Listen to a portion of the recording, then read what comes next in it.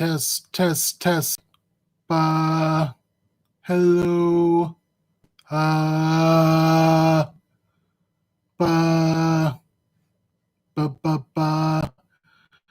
So now this is working. This is good. Okay. I hate this stuff. Hello. How y'all doing today? So as y'all know, I am not doing great. So I'm going to do this as best I can, and I apologize in advance for anything that I mess up. So I'll do questions and everything like that as well. I have no problem answering folks' questions. But I'm going to try to get through this analysis as best I can. So I'm going to go game by game like I normally do. Game one is Orlando and Milwaukee. The pricing is, I can actually just check right now. Harden's at 11.7, Lillard's at 11.4, James is at 10.7, LeBron is at 10.7, Giannis is at 10.5, Brow is at 10.4. So Giannis is going to be, the video is frozen for you. Is that a problem with anybody else? Because it says I have full internet. Okay.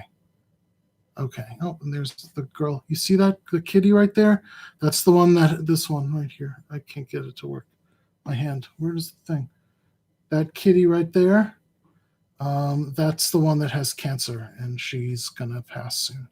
So I'm very sad. And that's my cane in the background that you can also see. I'm sorry.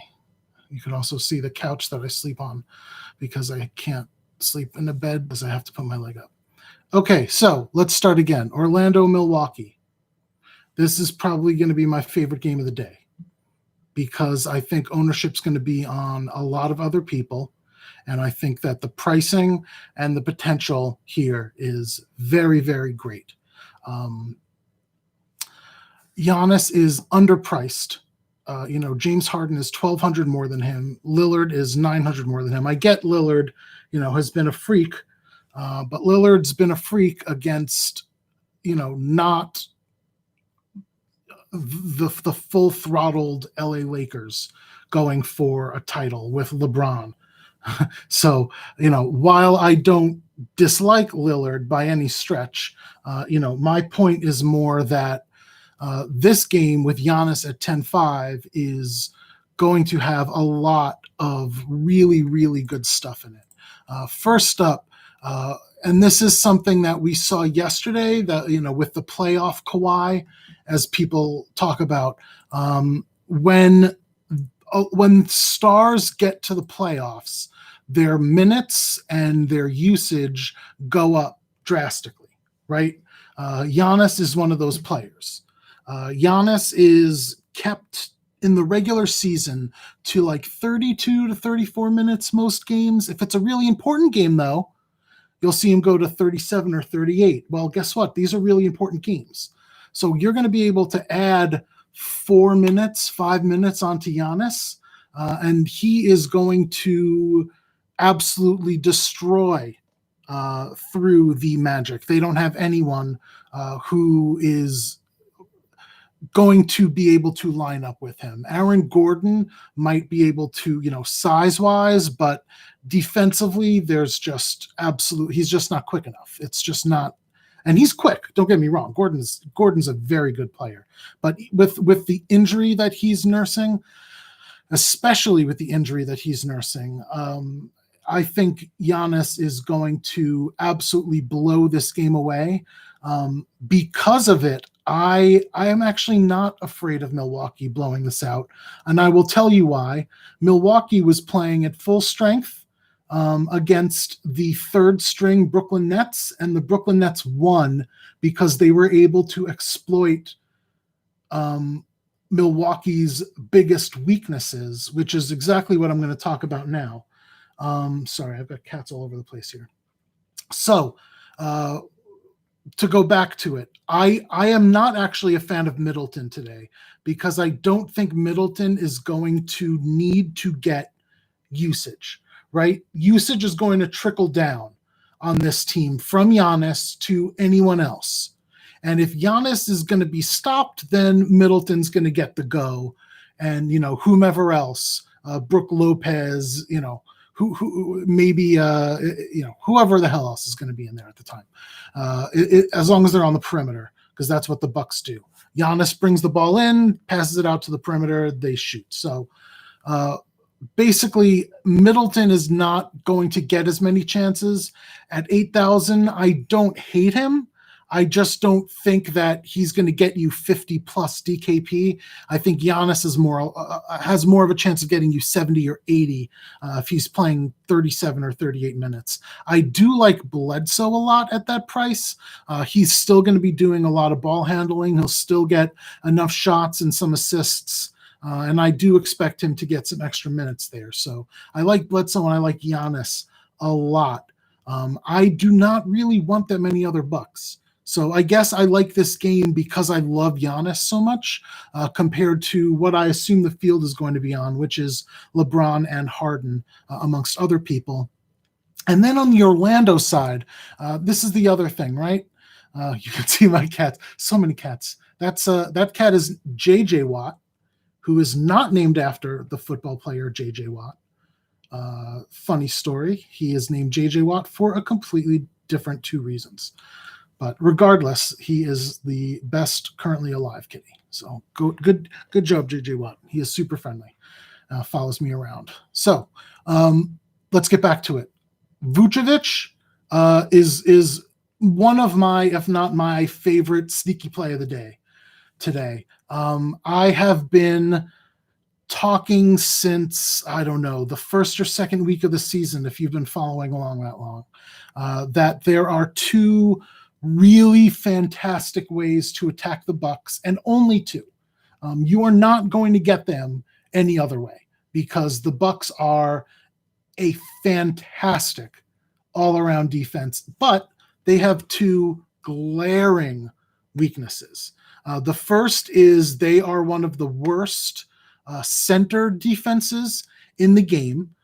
If you look at the value added to centers, it's you wouldn't believe that I'm not making these numbers up because it's the Milwaukee Bucks, but they are a lock spot to centers. If you've been following along my writing as well, they increase scoring to the center position by 15%, which is the most in the NBA. They increase three-pointers to the center position by 58%, which is the most in the NBA. They increase rebounds by 3%, which is not the most, but still good for Vucevic. They increase assists by 21%, which is the most in the NBA.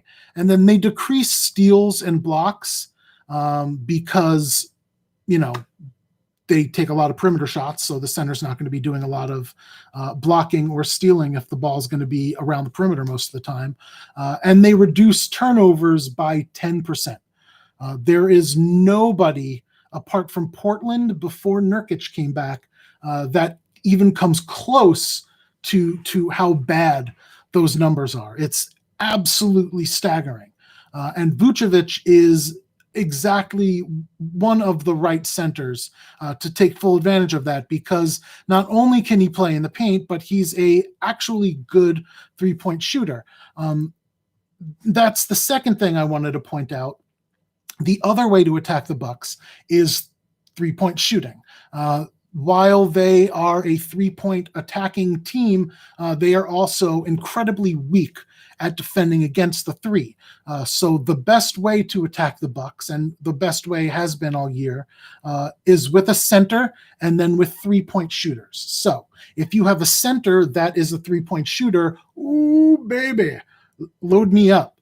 So if you look at the three-pointers per game on the Orlando Magic, right now in three-point attempts, Terrence Ross actually leads the team. In 27 minutes a game, he shoots 7.3 three-pointers.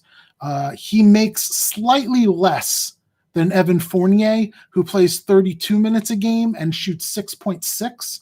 So he shoots, more than half a three-pointer per game less, but he averages more three-pointers made per game than Terrence Ross, slightly over 2.6. So Evan Fournier and Terrence Ross, regardless, are both going to be plays I would say go over the field on. I wouldn't say lock them in, but the thing I love the most here is the third most prolific three-point shooter on the Magic is Vucevic. He shoots almost 5 threes a game, makes 1.6, which isn't great until you consider that it really does change by game. He is not as good as Jokic, so don't say I'm comparing him to Nikola Jokic, but he has the same type of game where he's very adaptable, right? If they are going against a defense that will let him play inside, he'll play inside. If they're going against someone that requires more of an outside touch, he'll do that, which is why, the last game against the Pelicans, he shot 4 threes, but a couple games ago against the Celtics, he shot 11 threes. Vucevic does not mind shooting more than 10 threes a game.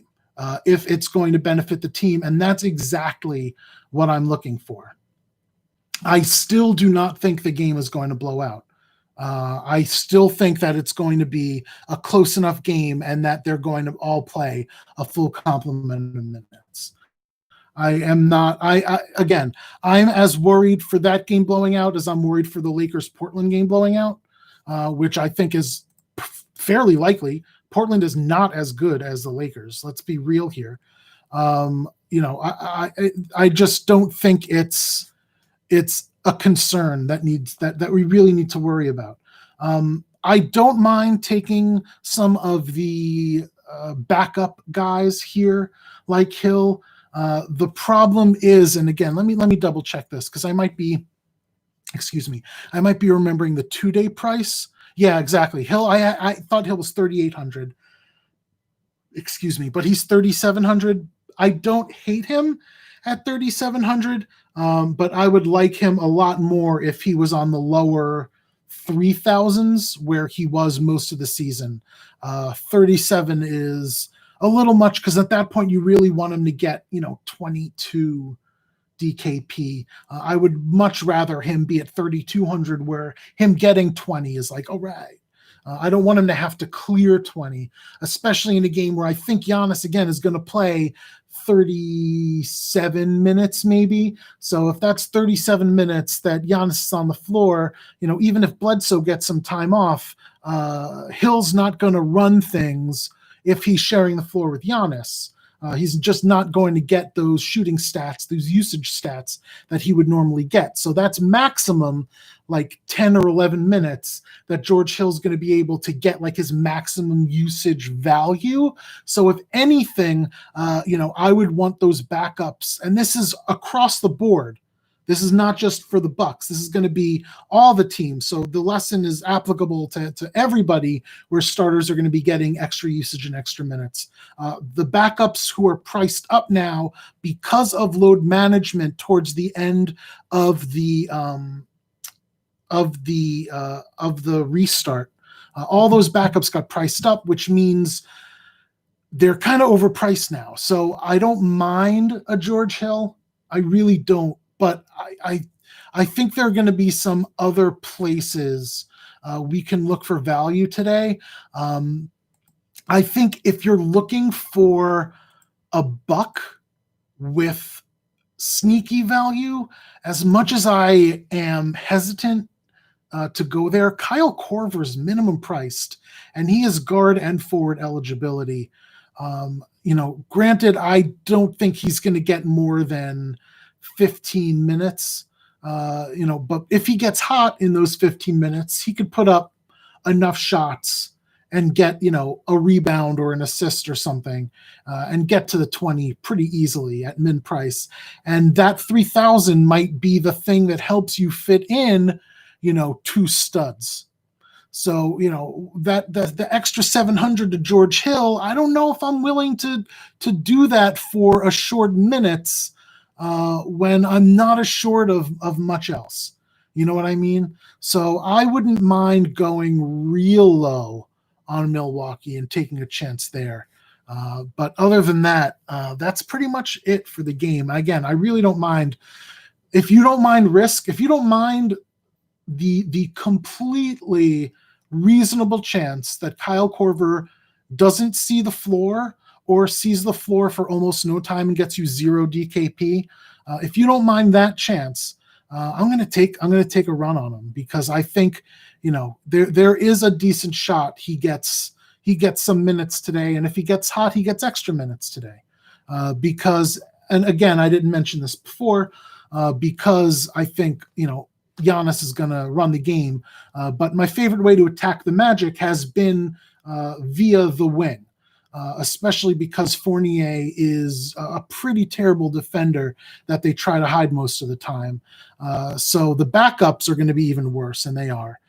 So I don't mind taking a run at some Korver there, because I don't mind attacking Orlando through the wing. But again, if we're looking for value, I'd rather take a risk there than with Hill, who, again, I think will have a lot more ownership and isn't guaranteed for any more DKP if he's just not going to get the usage. You know what I mean? Okay. Excuse me for that, and then for almost dropping it. Game 2, and for the Chestal region.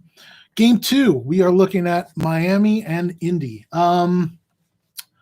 I hate this game. I think that the ownership on it is going to be too high on almost everybody. I understand the prices are too low on almost everybody, but these teams are slow and defensive. It's going to be kind of fruitless to look at the way these teams have been playing over the restart, because Miami played without Butler a lot of times, which speeds up their pace a tremendous amount. And Indy was kind of getting people back into game shape and then nursing injuries with Warren and Turner, people missing time, a bunch of different games, and the Holiday brothers running stuff.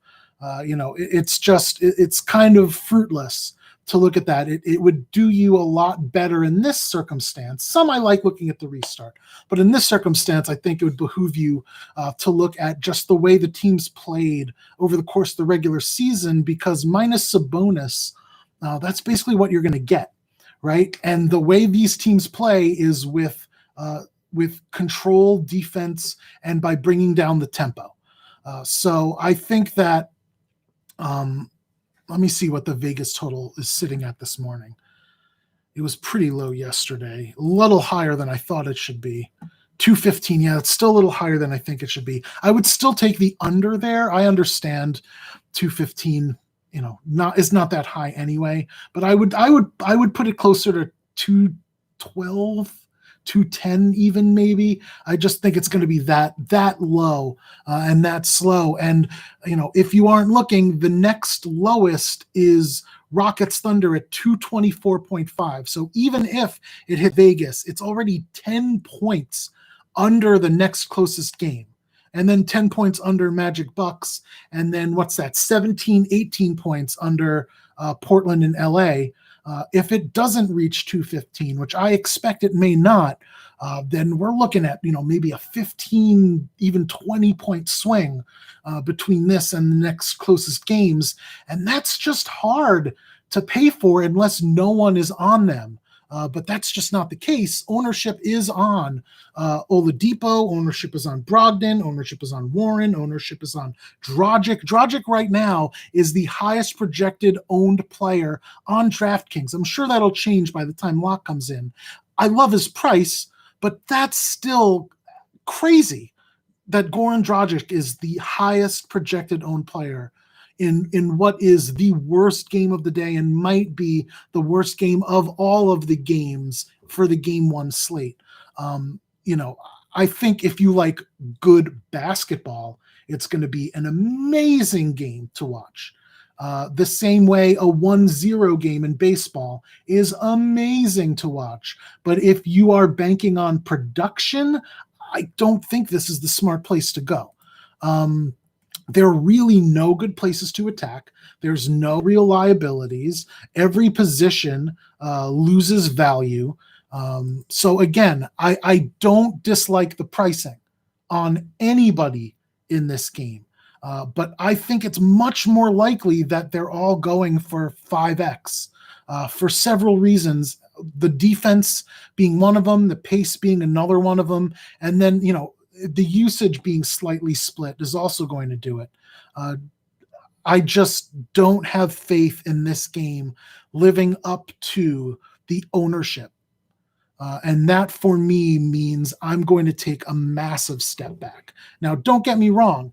If this game were going to be ignored, I would be fine with taking a chance on some of these guys. Sure, absolutely, Jules. If you're playing the showdown here, I don't mind talking about where I see the weaknesses. So I think that more likely than not, we're going to see Butler looking over Warren, and we're going to see Oladipo looking over Butler. And I think that is bad news bears for both players. Oladipo, when healthy, is top of the pops defensively. He's just an amazing defender. So while Butler is a fantastic player, he has other outlets, and I think he's going to be able to use them. Warren is someone who's getting over an injury, and while no one's going to forget those insane games he had at the beginning, he did that when the team was really hobbled, and they're starting to get healthier now.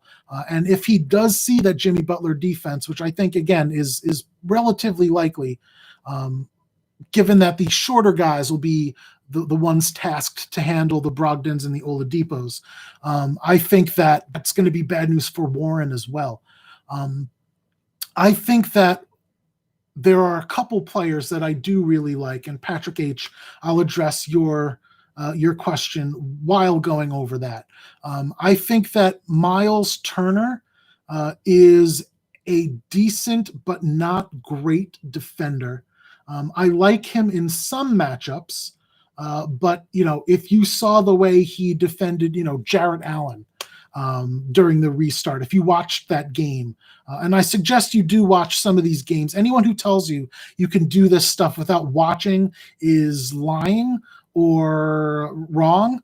No offense to anyone who says that, but you can do it, but you're going to be worse than people who watch everything and intimately know what happens in games and how players play and how coaches use them. So if you watched the Indy Brooklyn game, or if you watch Turner in general, he is not a good rebounder. He is not a great defender when it comes to playing right under the rim. They're just, I wouldn't say all of the paint, but if you are playing for like putbacks, I wouldn't mind getting someone who's really good at that. And who happens to be really good at that kind of stuff? Bam Adebayo. So Bam Adebayo is someone who I would think would have been, closer to 8,000, 8,500 today. So Bam Adebayo at 7,400, I really like a lot. I think that he's going to be one of the players that will get through the weaknesses of the Pacers, and I think he'll be the prime player to be able to do that. So my favorite player on the Heat would be Bam. I don't think it's really even close. I think my second favorite player is going to be, and this is going to be the close one. If it wasn't for the ownership, I would say Dragic, but because of the ownership, I'm going to say Robinson at 4,300. I think Robinson is going to get a ton of minutes. Robinson is going to put up a ton of shots. And while Oladipo is looking more at Jimmy Butler, we're going to see Robinson play, the other side, or play, the wing away from Oladipo, away from the better defenders. And he'll be able to kind of sneak under the radar while they're looking for Dragic and Bam and Jimmy Butler. But Robinson's a dead three shooter. If he gets hot at 4,300, he can get you 30 DKP this game easy, even if the game only gets you 110, 210 total points, excuse me.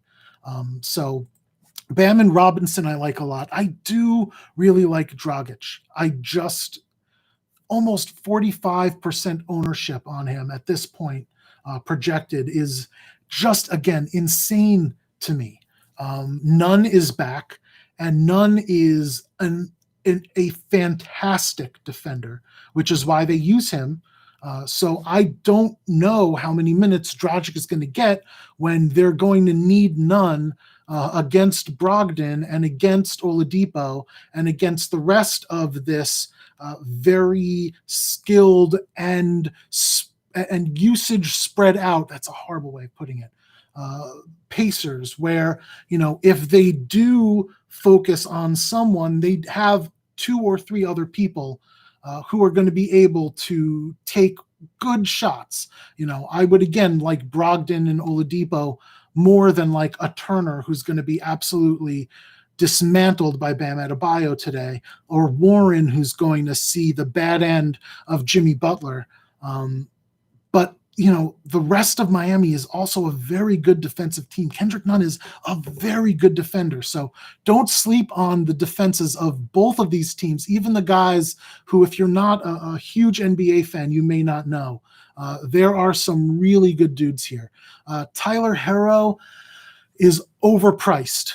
To answer the second part of your question, I do not like him at 4,800. He is going to be playing backup minutes. I think that someone like Jay Crowder is underpriced at 3,900. I think, while, again, I'm not banking on him getting to 25 DKP, I don't think it's crazy that we can assume, around 20 out of him. I think he's going to get the minutes. And I think that, like Duncan Robinson, he's not going to be the focus of the defense, the primary or secondary focus. So he'll be able to get some shots, get some rebounds, get some of those ancillary stats that Crowder's good at. And he's not afraid to shoot some threes too if they give him the ball. So I don't mind taking someone like that. Also, and this might be going a little too far down, TJ McConnell and Dougie Buckets McDermott for the Pacers. Edgar, when I get to it, I will answer that question. I think that McConnell and McDermott are going to get some minutes today. McConnell is just someone who produces all over the place when he's on the court. He gets a lot more rebounds than you would think. He gets assists. He hustles for every ball, meaning he gets steals. He puts up shots when he needs to. So TJ McConnell, while, again, I'm not 100% sold that he's going to get a ton of minutes today with Brogdon seeing an increased run, I like him. I really do like him at that price. 3,500 is just too cheap.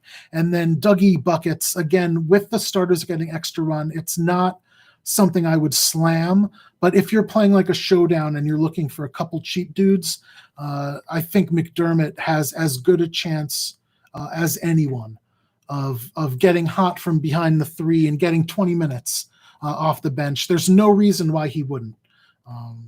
So that price for him, I think, is just a little too low. They're still playing. I wouldn't say large rotations without Sabonis, but they still need those extra bodies like Doug McDermott, if you understand what I mean. If Sabonis were in, then it would be a lot more condensed, and I wouldn't really go beyond like 7 or 8 people on the Pacers. But the way it is now, especially with some people nursing injuries, I don't think it's crazy. Aaron Gordon ruled out? No. Oh, shit.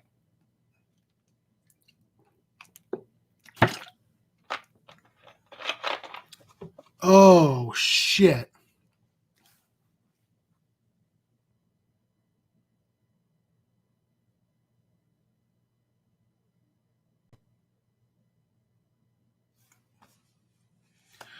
Well, that changes everything.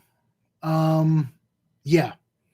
So to everyone, to everyone who was asking about the blowout risk, the blowout risk has just gotten significantly greater. I want to point out again, the third string Nets beat the Bucks, who are playing with all their starters. So anything is possible. I also want to point out that I wasn't expecting that much out of Gordon because he was injured, and I expected him to be slightly hobbled, excuse me. But I did expect him to get, 30 minutes today and play through it. So that's kind of surprising. So it's hard to think holistically about this kind of thing quickly.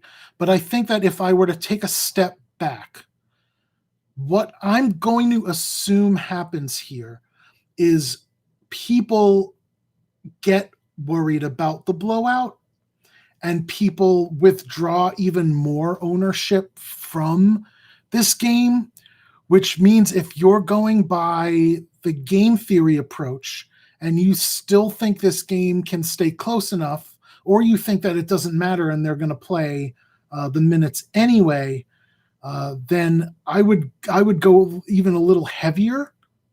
I mean, that sounds crazy with Gordon out, but again, the third string Nets led by Timothy Luwawu Cabarro beat the hell out of the Bucks just by shooting threes over and over and over and over and over again. And they're going to be able to do that without Gordon. Ross is still going to play. Fournier is still going to play. Vucevic is still going to play. DJ Augustin, who's fourth on that list, still going to play. Markelle Fultz, who's fifth on the list, is starting. Oh, I forgot to mention him. I love Markelle Fultz today. Oh, my. At that price, starting, getting 30 minutes, shooting threes, he's not the best. I really love Markelle Fultz today. I forgot to mention him when I went over the game, and I apologize for that. I wanted to get to him when I was going down the list of people who shot threes, and then I didn't get there because it was taking me too long. I'm already doing this for 45 minutes, and I'm starting to get into a lot of pain in my leg. I'm still only halfway done. What I would do is, I'm not going to change my thinking. I think that it makes Vucevic, Fournier, Fultz, and Ross better plays. I want Vooch and Fultz first because of the usage, but I really don't mind if you're going to slam Fournier and Ross because of it. And if anything, this makes me like every other Buck but Giannis less, because now Giannis is going to, oh, you know what? Let me see how cheap Khem Birch is. I don't mind Khem Birch either as a backup. The only problem is they were playing like Gary Clark there a bunch. Let's see. Yeah, Gary Clark was getting like 30 minutes a game and putting up 8 DKP with it. Khem Birch, let's see. How's Khem Birch doing? Khem Birch is 3,200. He's not even mid-priced. Yeah, Khem Birch was getting 18 minutes, 18 DKP in the 18 minutes, though, at 3,200. I don't mind that. If he's 3,200, I think we can reasonably expect 18 to 20 minutes out of him. And that's going to come against the backups, like the Ilyasovas, who are not the best defensively. I'm sure he'll see some run against Giannis, which isn't going to be ideal. But I think he'll be able to produce at 3,200 in the time provided. He's certainly a good enough player. And he's certainly proven that his points per minute production when he gets minutes is solid. He's generally always around or above 1. So with Gordon out, if we can expect 18 to 20 from Birch, we can expect 18 to 20 DKP or so. 3,200, that sounds like a good deal to me. Yeah. Ilyasova's out too? Really? Oh, yeah, he is out. Even better. I mean, that means who's it going to be? DJ Wilson, who's not great? Thanasis? No, it's just going to be Giannis getting all the minutes. Marvin Williams, who's terrible. That's right, it's Marvin Williams. I always forget Marvin Williams is on the Bucks until I actually look at the roster. Oh, Marvin Williams. Yeah, no, that's fine. I'll take Birch. I don't want to play like Gary Clark or any of them because, well, let me put it this way. whoever's coming off the bench is a better play for me than whoever's starting. So if for some reason, like Kem Birch gets the start, he's not going to get the usage. If Kem Birch comes off the bench, then we have a chance of seeing him get the usage. So I like Kem Birch a lot more if he's coming off the bench and getting that time against, the DJ Wilson or Marvin Williamses. But yeah, this game just took a wild turn. I really do love it, though. I really do. I am significantly more worried about the blowout, but I think I'm just going to take that risk and hope that the field is also more worried about the blowout and then gets off the game. I just think that might not be the safer play, but when it all comes down to it, if it goes right, that's the way you're going to make a lot of money. Because again, Giannis is 10-5. Giannis could be a 12,000 player. Vukovic is like 80, 85? Vukovic is 88. Regardless, Vukovic should be over 10 today against the Bucks. If you weren't watching at the beginning when I started talking about this, go back and listen to the value added to the stats in terms of points scored and everything that the Bucks allow to centers. Ooh, man. And without Gordon, that's even more rebounds and more points for Vooch.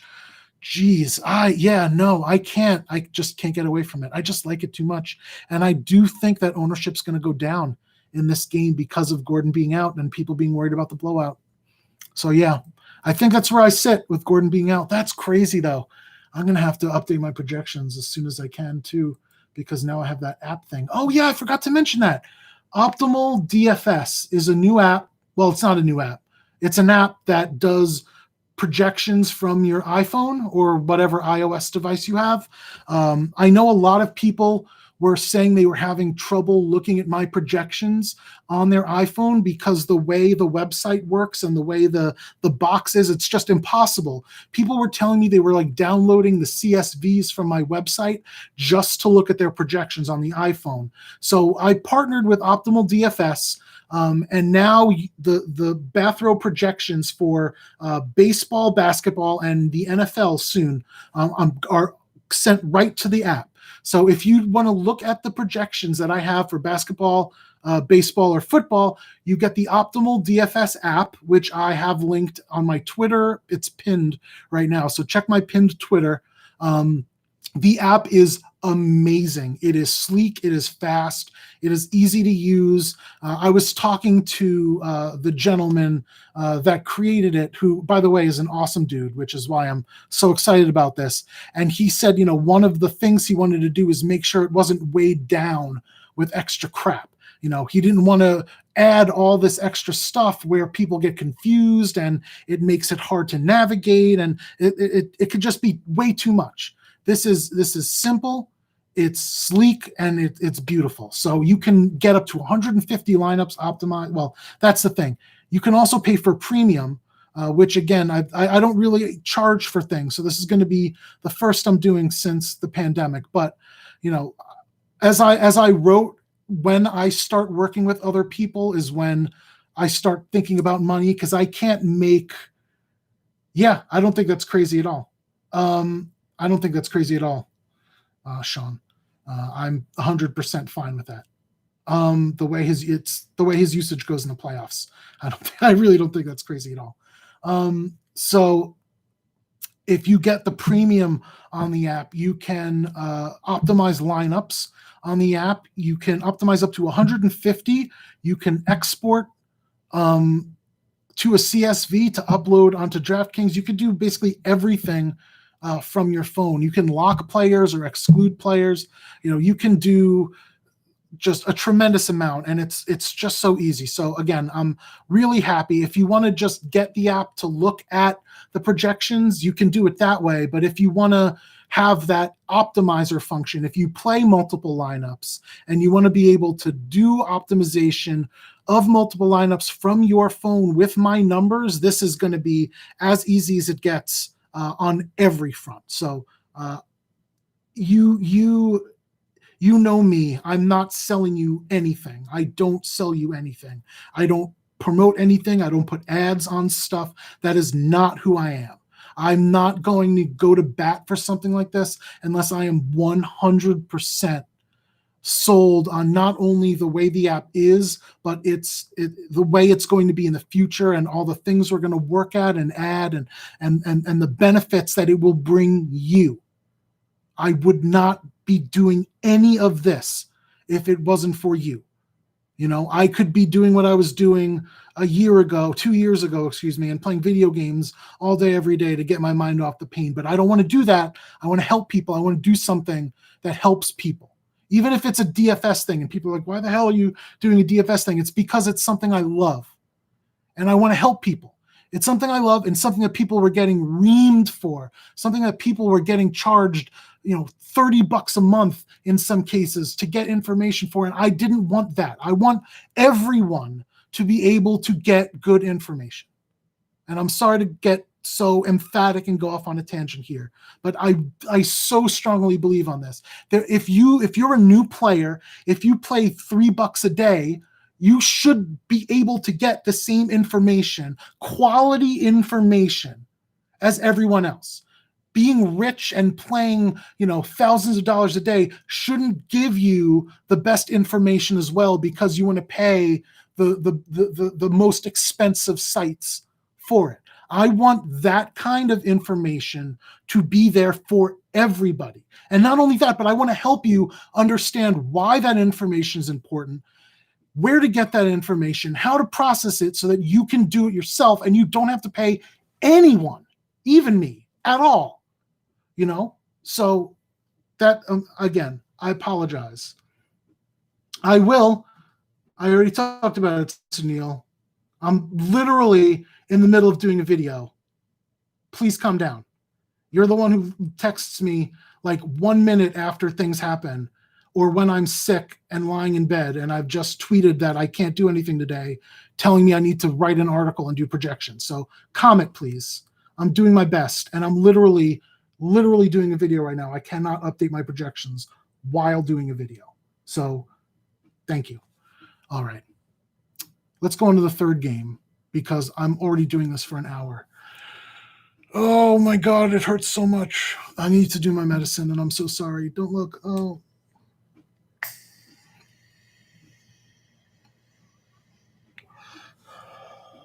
I don't want to block him because he's from a different country and he's not trying to be overbearing or be mean about it, right? Like the dude is just making his request known in a curt way because he's not a speaker of the language. So I'm not going to block him. I would rather just try to correct him so that he doesn't do him. Yeah, exactly. I'm not going to do that to somebody. In order for me to block someone, they got to do some racist or sexist or something like that. Like that. You can yell at me to do shit all day. I'm not going to block you. I'll tell you to, where to shove it, but I'm not going to block you. You got to do something, you got to do something bad to get blocked. So, just being a little curt and being from a different country, I'm not, that's not who I am. That's just not who I am. So anyway, that's why I don't start shit with people on Twitter. I don't engage in any of that stuff. No, I know. But it's different. That's what I mean, DM. It's a different culture. He may not be able to understand what I'm saying when I say like I'm really sick or I'm in a lot of pain and I can't do something. You know what I mean? So I don't know what that means, but I got you, Sunil. Just comment. All right. So next up is OKC Houston. This has some of my favorite plays of the day as well. So I think that it would be smart today to fade Harden for LeBron. I think that Harden is going to be exceptionally popular for good reason. Don't get me wrong. I'm not saying Harden's going to have a bad game. Harden without Westbrook is like just a sure thing, right? We all know it. But OKC is slow. And OKC's defense is good. And I know nothing's going to stop Harden. Again, I'm not saying Harden's going to have a bad game, but I would rather have I would rather have LeBron playing 40 minutes, playing LeBron basketball with the triple-double and everything else, shooting the ball as much as he wants against Portland, then I would want Harden playing against the slow, steady defense of Chris Paul and SGA, both of whom are really good defenders. So again, I'm not saying fade Harden. I'm not saying Harden's going to have a bad game, right? I just think that you can actually save, $200? You can save $1,000 going down from Harden to LeBron James. I think that there's a good chance LeBron James outscores James Harden today. This is like Kawhi yesterday. Kawhi didn't let anybody else do shit. He got 60 DKP because it's Kawhi's game. It's the playoffs. It's Kawhi's game. LeBron will give the ball to Brow. He might let Kuzma take a few outside shots, whoever else is open, but this is LeBron's game. If this game is close, it's LeBron's game. The only concern I have there is the blowout, because this is the Lakers in the playoffs with LeBron, and I don't care how good Portland's been playing. It's just not the same matchup. So, again, I do like Harden a lot. I do. Don't get me wrong. Please don't get me wrong. I don't want to make it seem like Harden's a bad play. He's not. I'm talking strictly from like a game theory and price perspective. Harden's ownership is going to be higher. His price is higher, and I think they have similar ceilings. If not, LeBron's would on average outscore Harden today, given everything. So give me that $1,000 savings and give me LeBron. If you're building multiple lineups, have some Harden, please. If you're building two lineups, maybe even have one of them with Harden, right? But if you're just doing the one, I think I would rather have. I think I would see if you could get that LeBron, Giannis, Vooch trio. I'm not sure you're going to be able to do that. Oh, look at my kitty. He's going to sleep. He really likes being near me. I don't know if that's going to be feasible. But if you can, that's really not too bad. Get some Markelle Fultzes in there, 4,100. Get some of them backups. But again, I think that while again, no one's going to stop Harden, Chris Paul and SGA are really good defenders. And I think that it's going to be tougher for him than it's going to be for LeBron at a lot more of a price and higher ownership. So I hope I can explain that, or I hope I explained that well enough.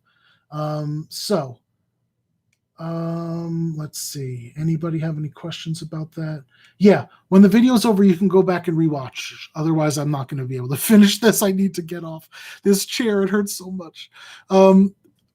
SGA and Chris Paul. Well, let's just put it this way. You know what? Let me go back to the Rockets. Harden's going to try to eat up all the usage. They're going to stop him defensively. What does that mean?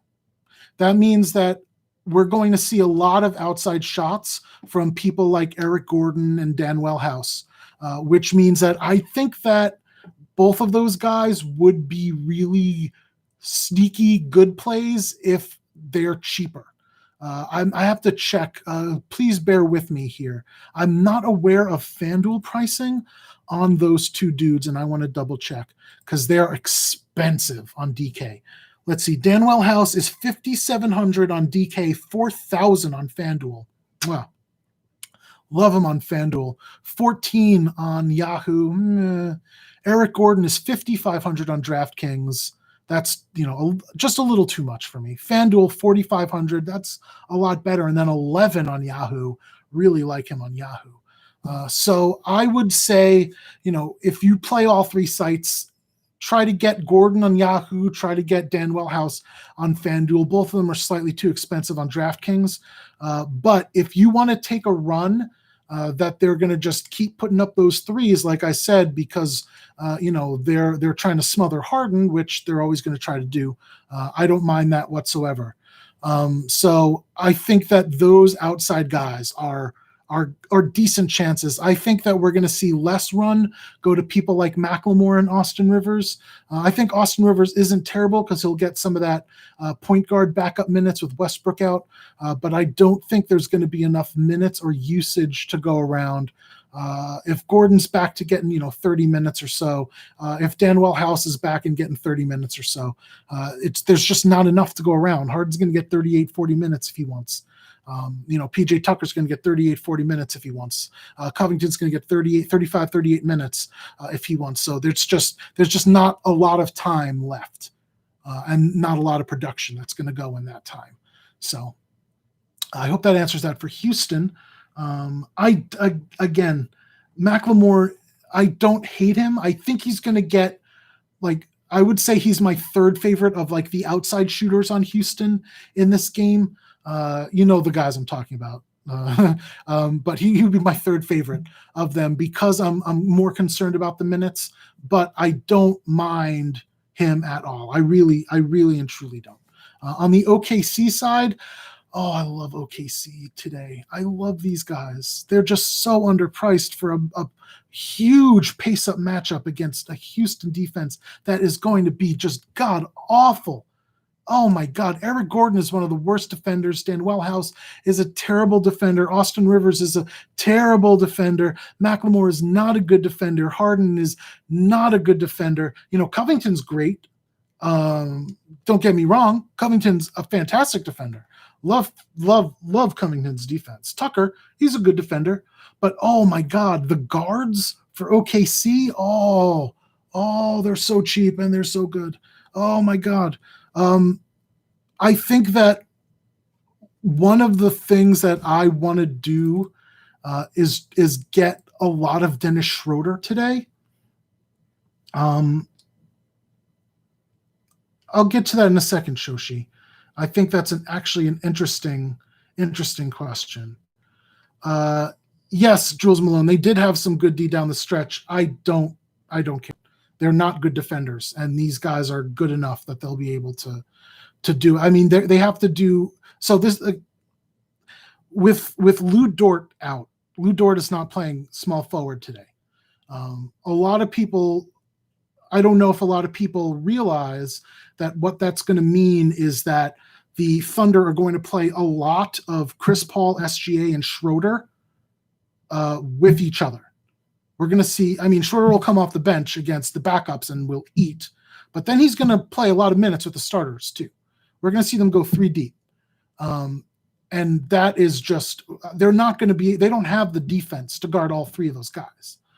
Covington will try to stop SGA or Chris Paul or whomever. Tucker might try to get them because he's short enough. Harden is quick, but these 3 guys playing at the same time are going to make it very, very hard for the Rockets defense to focus the way they could against other people. If you add Gallinari and his outside shooting onto that, it becomes even tougher because at that point you do need a Tucker to stay with an Adams. You need a Covington to stay with the Gallinari, which leaves those 3 shooters in an even better spot. So when you have one of the highest usage players in the NBA in Dennis Schroeder, who's starting to find his shot, who might get up to 30 minutes today, who's going to play against some weak defenders and is only 6,100. Oh, man, I love Dennis Schroeder. Regardless, though, SGA is only 6,900. I know he's let everyone down during the restart, and it's a tough ask to go to Schroeder, to go to SGA, but he has 50-point upside. And then Chris Paul, again, 50-point upside. There's no Westbrook, who is an underrated defender. If he gets Harden or he gets Austin Rivers for any amount of time, that's Chris Paul getting a double-double. He'll take those outside shots because he'll leave them open. He'll get those assist numbers because Schroeder's going to be playing, and he's going to do a ton of shooting. I really like the OKC guards today.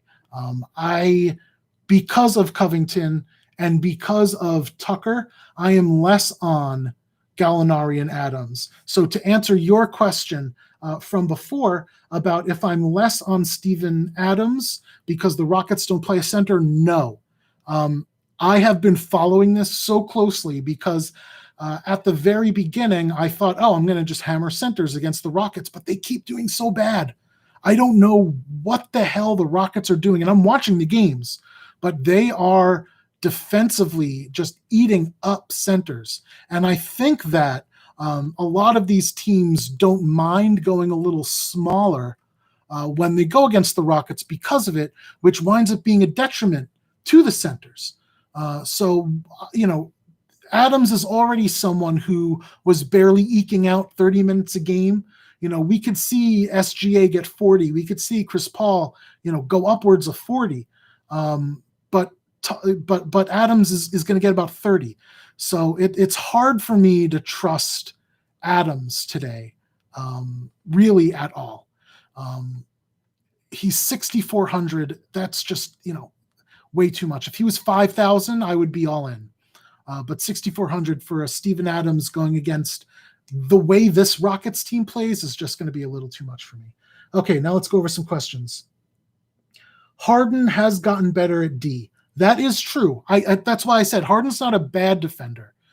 It's just he's a very good defender. A lot of the times because he's so much quicker than everybody else. But as quick as he is, I really think that it's going to be impossible for him to run around and get everybody, right? Like even if he's an average defender or better than average, if you want to go there, I wouldn't.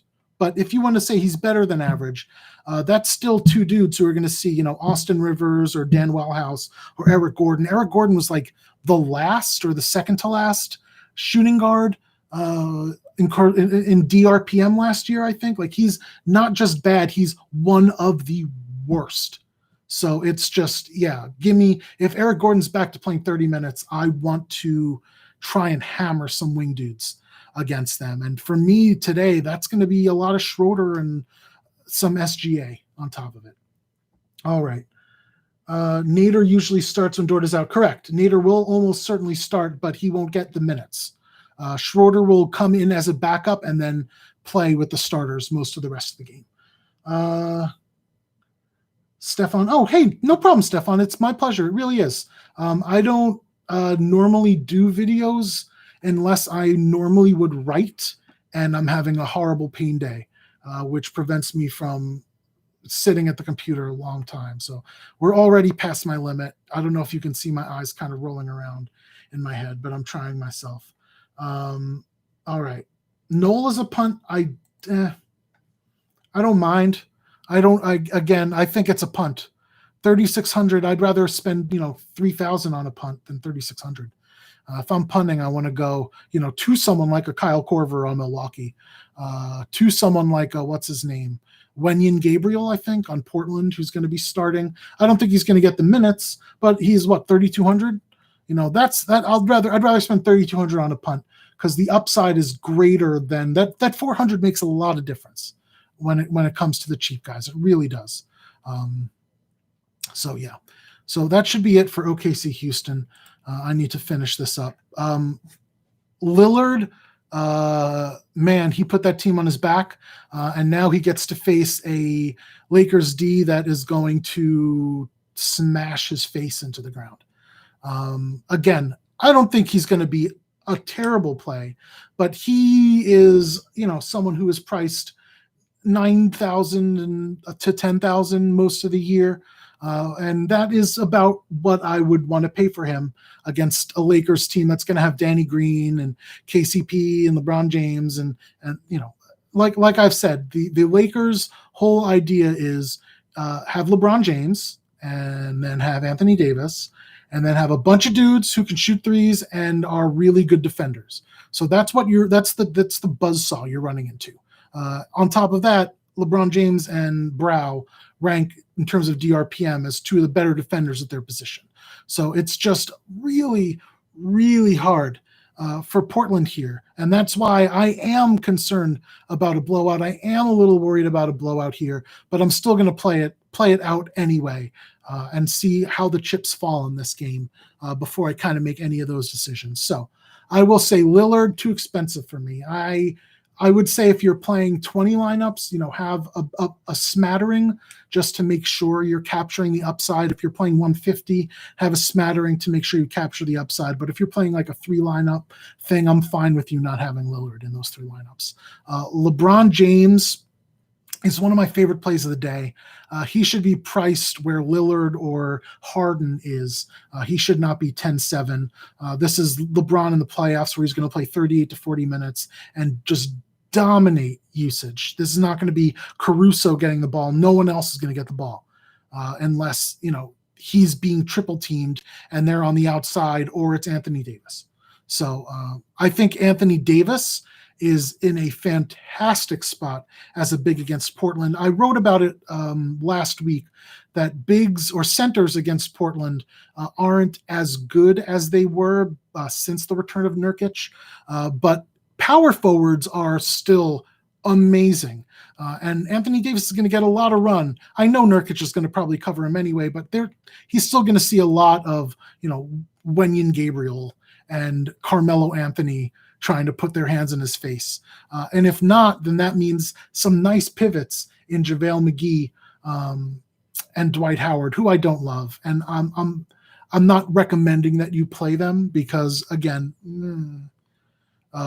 but my point being that Davis is going to be an amazing spot today against Portland. I love taking bigs against Portland.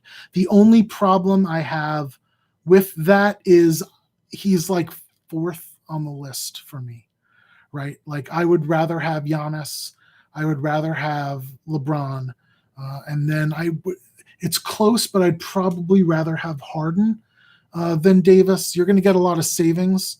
And then, I might as well just go down and take Vooch and save a bunch of money. So it's tough. Let's see here. Cody, that is, you know what? I did not address that. And that's a good point because I don't think I was going to address that in this game. But that is a good point. If you watched Portland over the last few games, they did something I was not expecting that Cody pointed out, which is they played Whiteside and Nurkic next to each other. And I think that, 4,400 is a bit much for Whiteside only getting those 14 minutes. Even when they were playing them side by side, right, he still wasn't getting more than 14 or 15 minutes a day. So it wasn't like they were letting him get that power forward run and then moving him to center when Nurkic was out. He was still only getting 14 minutes a game. If Whiteside were cheaper, I would be fine with like completely hammering him at 4,400. I don't mind taking some chances on it, right? If you're multiple entering lineups, I don't mind taking a chance on that upside because Hassan Whiteside, while obviously not a lock to do it every game because it would be crazy, he's one of those dudes at center who can get you a double-double in 15 minutes. There's Boban, like Boban. Not quite Boban level, but, he's one of those dudes that can blow your socks off in very limited time. Lakers are a tougher team to do it against. But, if you get some Dwight Howard at some backup minutes at center as well, it's really not too bad to play. Really not too bad to play. 4,400 is, like I said, it's a little tough. I would rather have like a Markelle Fultz at that price if you're going like util. But I would rather Whiteside have the forward and center eligibility because I really do want to play Vooch, and this locks me into kind of playing him at util if I'm playing him or playing him instead of Vooch, which I don't really want to do. But yeah, I don't mind him. I don't mind Whiteside. Nurk, I think, is getting to the point where I understand not wanting to pay for him, but he's still playing the minutes. He's still getting the shots. He still has a good perimeter touch. He's doing everything you would want, playing good defense. And 9,100 might seem like a lot, but if he's putting up 54 DKP a game, right, that's not that much. That's really not that much at all. That's 6x on 9,100. So again, I think that Vooch will outscore him at cheaper. But if you think that game blows out now, or you want to stack, excuse me, I'm so sorry.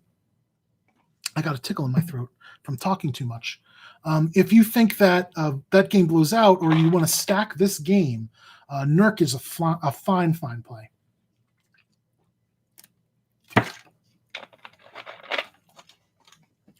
Oh, LeBron has no matchup, Liberator.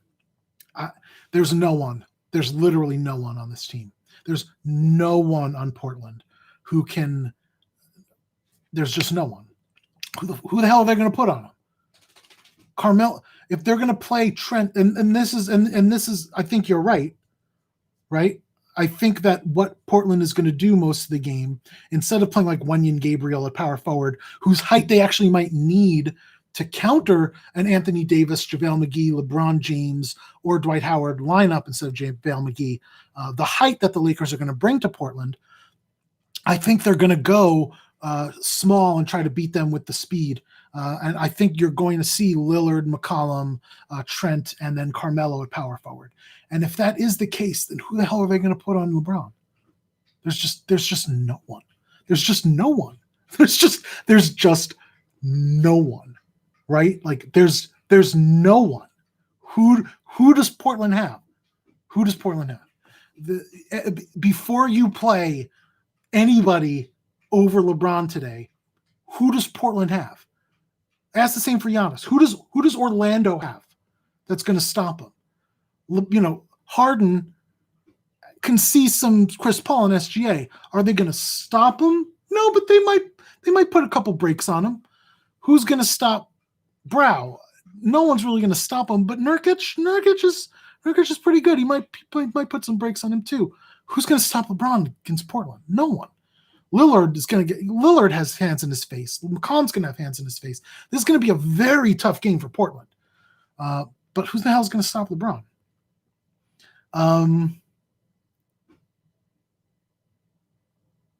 Lightning, please rewind to the beginning of the video. I will be done soon because I went into all of that in very, very great detail. I think Butler and Dragic.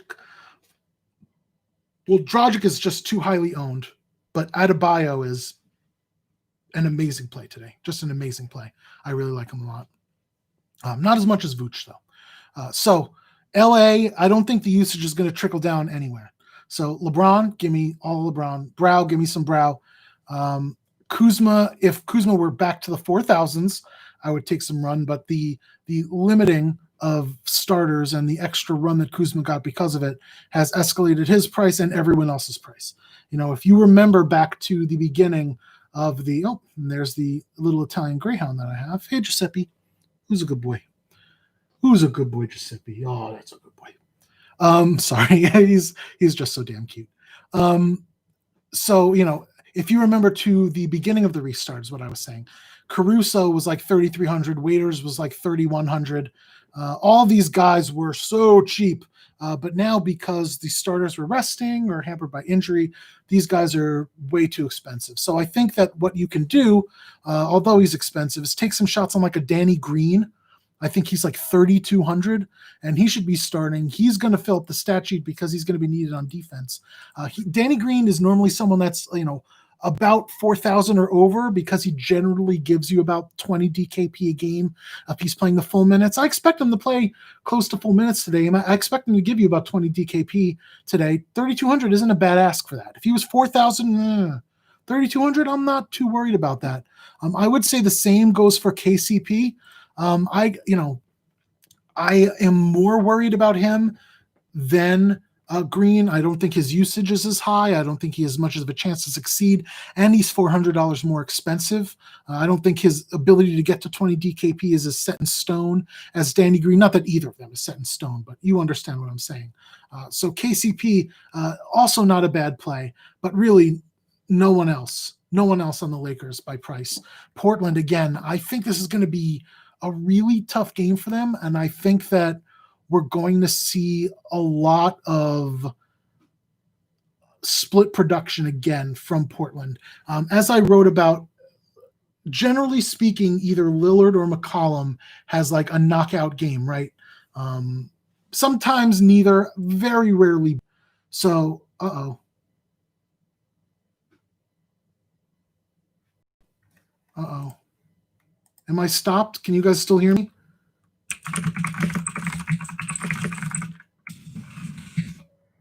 Oh no. Hello? Can you guys hear me? Am I back? Okay, good. I'm sorry. Good, good, good, good, good.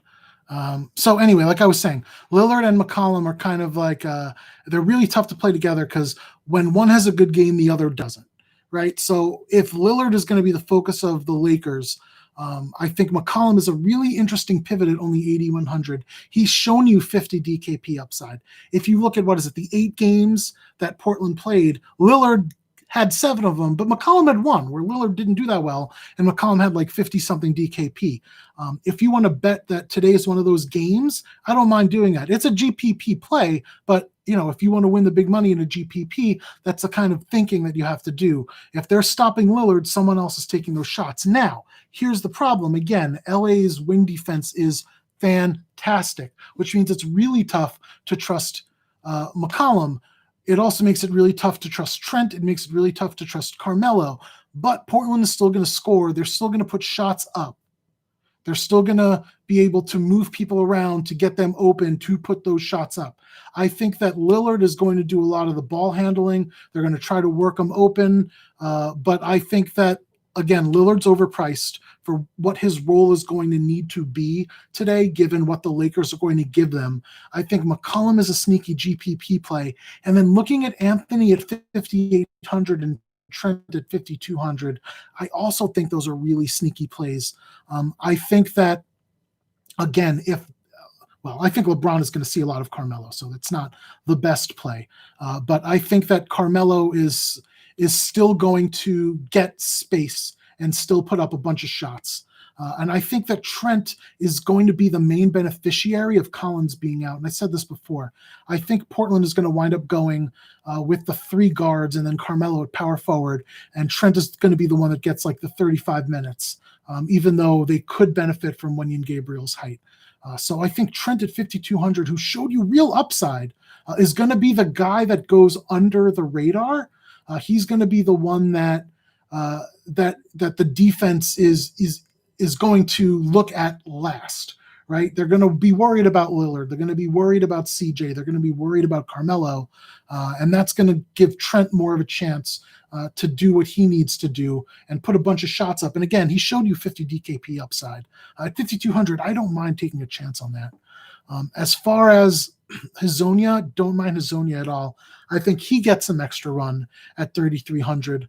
And then Wenyen Gabriel, if you think they're going to give him 15 to 20 minutes because of the way LA plays their lineups in terms of the height they use, the last time he got 15 minutes, he put up 18.75 DKP. So that's 6x on 3,200. So, I'm not saying it's like, oh boy, let's lock him in there. I'm saying, it's a punt. It's not a great punt, but if you're looking to spend 3,200, he's one of the dudes. So let's see. Korver, Iguodala, Diallo. Give me Korver first, then Diallo, then Iguodala. I don't necessarily trust Iguodala to get anything if Butler is on the floor, and I think Butler's going to be on the floor a lot.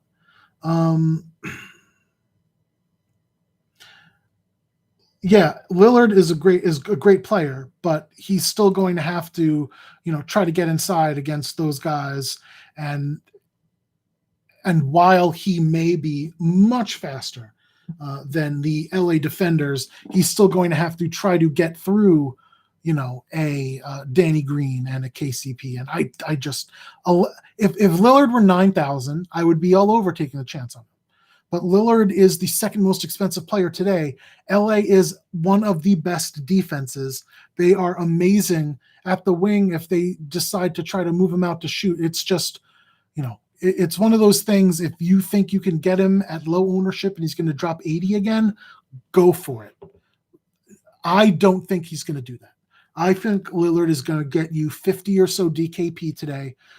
I wouldn't be surprised if he gets you 45. I think McCollum will get you 40 to 45 with upside. I think Carmelo will get you 30 or so, and that Trent is a sneaky 30 as well. And that Nurkic has a good shot of doing something as well.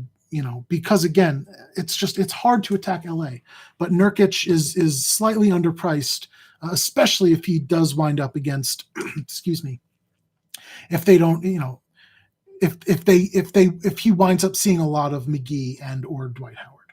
Sorry, I'm having a tough time here. Let's see. Joseph, I can do MME. I have done MME, but generally speaking, I do single entry. I have to spend $60+ a day on my pain medicine. So I try to keep it reasonable. I don't spend a lot of money on this. And when I win money, I take it out almost immediately and give it to my wife to put in my son's college fund or to help pay for in my medicine account. I just put money in my medicine account because of the big win I had in League of Legends. If you guys didn't see, I won like $15,000 a couple weeks ago on 20. I put $24 in and I won 14,500 because I single entered and I won. So I took all of that money out and it all went into my medicine fund, and that'll keep me going for about 8 or 9 months. And then my wife will take a little bit out of that because I promise her a percentage of my wins for my son's college fund, and the rest goes to medicine. So thank you, Joseph. Thank you very much. Let's go through these questions. So, because I need to go. I can't. It's almost going to be an hour and a half by the time I'm done. Okay, I'll go do all these questions now. I did the MME or single entry. Watch Wenyan Gabriel drop 50. They need him for the size. They don't have many other options, right? It's not crazy that they just get beaten the fuck up at the beginning, when they take him out and they start playing Carmelo at the 4 and they're like, oh no, we can't do this anymore. We just need that height. So I don't think it's likely, but I don't think it's like the craziest thing, right? Fultz or Bledsoe, are they the same price anywhere? Ooh, where the hell are Fultz and Bledsoe the same price? So on DK, Fultz is significantly cheaper. So give me Fultz. If they're the same price anywhere, give me Bledsoe. I'd rather have Bledsoe's production than Fultz, definitely. Wow, that's crazy. Yeah, give me Bledsoe over Fultz. Let me see. Hold on. Let me check the pricing because I'm very curious at that. Let's see. Excuse me. Bledsoe is 58. Are you saying Markelle Fultz is like 5,800? 55? What the fuck? No. I like Markelle Fultz because he's 4,200 on DraftKings. I do not like Markelle Fultz at 5,500 on FanDuel. That is cuckoo banana pants. That is just, I know he's starting, but give me a break. That's nuts. No. Just no. I can't even say no enough times. Is it bad to play CP and Shy together? No. In fact, I wouldn't play 3 of them together, but I would play CP3, SGA, and Schroeder, 2 of the 3 in lineups without any hesitation. If they were like 1,000 more expensive, I would start getting a little more hesitant to do something like that, but they're so cheap and they could all go off. I really, again, I can't stress enough, especially against Houston, how much I love those guards today. So if you want to get 2 of the 3 in, be it CP3, SGA, or Schroeder, excuse me, I guess he pronounced it Schroeder. I'm terrible with pronunciations. So yeah, no, not bad at all. Nolan asks, how about Birch or Clark? I talked about that. Don't like Clark, do like Birch. If you're playing multi-lineups in the first showdown, should you put GA in all the captain spots or every captain spot? I love you, Doc. Happy birthday, by the way. I think that was yesterday. I hope you saw my message on the Discord, but happy birthday to Doc, who is also known as Benton Bajorek. Who is a wonderful, wonderful person. Very, very happy that he is one of my friends to have him here. So Thank you very much, Doc. Yes, Giannis or Vooch, but yeah, give me if you're going Giannis 100% in your captain spot. Yeah, I don't mind it at all. Vooch maybe fits in a couple extra guys, but if you're not playing Vooch or Giannis in the captain spot in that, yeah, I don't know what you're doing. Lillard dropped 79 against a fully healthy Lakers team. When? And I'm sure. I'm not saying he doesn't have upside. I'm saying the price and the ownership on that is going to be just too much, man. Again, Lillard would be great if he could. So right now, you need Lillard. You need Lillard to drop like 70, right? You need Lillard to drop 70. So 79 is good, but like it would be awesome if he was 9,000 or 9,500 at 11.4. 79 is significantly not as good. Like it's still good. Don't get me wrong. Raw point 79 is really good. But what happens if Giannis drops 80? Then you get $1,000 discount and the same amount of points, right? Like what happens if LeBron drops 75? You get $1,000 discount and like the same number of points. There's no way for me to justify spending that much on Lillard today. I just can't. I can't. Only in MME, only in GPP, period.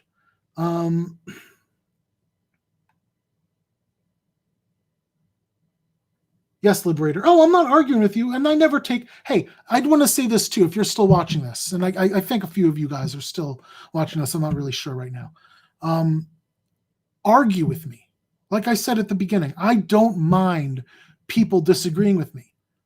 I am not a monolith. I am not going to be right 100% of the time, right? I am just a guy that does really deep analysis, spends hours a day doing this, and wants to share that information with you in a digestible way as best I can, right? I might not be right. My take might not be the take that you have.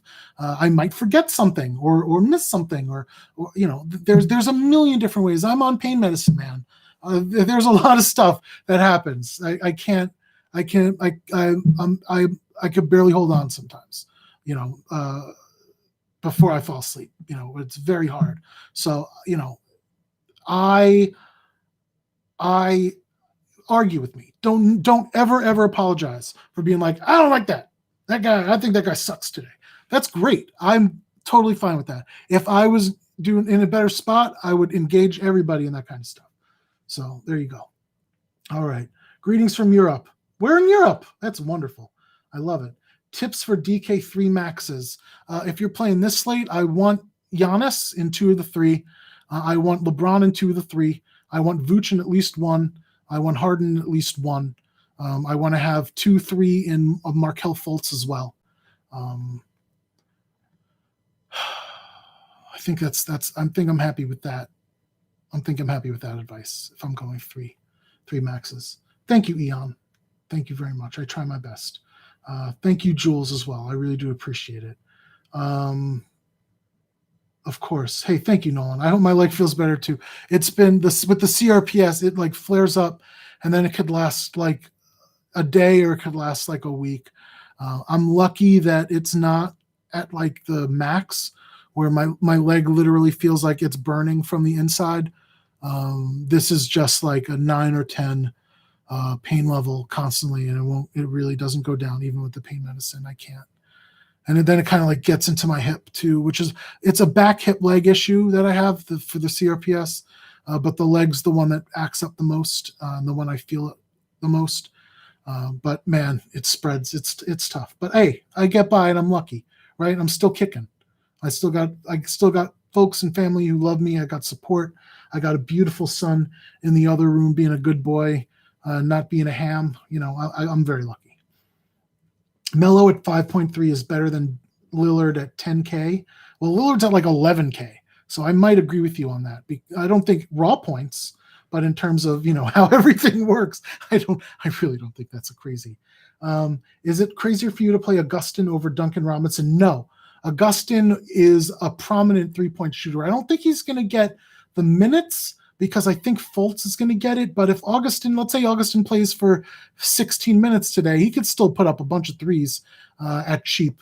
I think Robinson is a better play. I think he's a safer play. I think he has a higher upside. But if Fultz gets in foul trouble or he just doesn't do well, his shot's not falling. Augustin can get 24, 25 minutes. He was the backup, but he could be a starter. It's not like Augustin is not skilled enough to man the guard, the PG position with the starting five. You know what I mean? So I don't think Augustin in a GPP. I don't think it's a crazy play. If you're picking like cash or like one lineup, I think it's a little bit of a crazy play. And then, do I like Steven Adams? No, I don't like Steven Adams today. Okay, that's it. Okay, thank you all. I love you. I'm sorry I got quick at the end there, but it's getting really bad. I got to go lay down and put my leg up. Have a beautiful day. Best of luck. Again, I'm sorry I couldn't do a written analysis. So, wait, Robinson at 3 is Robinson at 3,500? Oh yeah, no, that's right. We talked about that. I'm sorry. Yeah, I'm fading. Okay, I love you all. Thank you so much. And then hopefully I'll have an article written tomorrow. If not, then I'll do this again and hopefully do it in an hour instead of an hour and a half or less. Okay. I love you all. Really, truly, truly thank you all so much. Don't forget to check out the Optimal DFS. Check out the thing I've pinned on my Twitter. It is just going to be so much easier for everybody. And then if you do sign up, the money goes to a really good cause. Or multiple really good causes, in that his family, my medical bills, and then taking care of that kind of stuff. So I really do appreciate it if you get a premium there, but don't feel like you need to get a premium thing to get the app, because you could just use it to look at my projections in a much easier way if you're on like an iOS. So even if you don't want to sign up for anything and pay anything for the premium, which I understand, I think you should because it's awesome. But if you don't play multiple lineups and just want an easy way to look at my numbers on an iOS, get the Optimal DFS app, because that'll do it for you. That'll do everything you need. Okay. Thank you all. I will talk to him about it. I know he's an iOS developer, but I will ask him. My projections are going to be updated right now. That's the first thing I'm going to do when I get off. So I'll see you guys in a little bit. And thank you very much. I love you.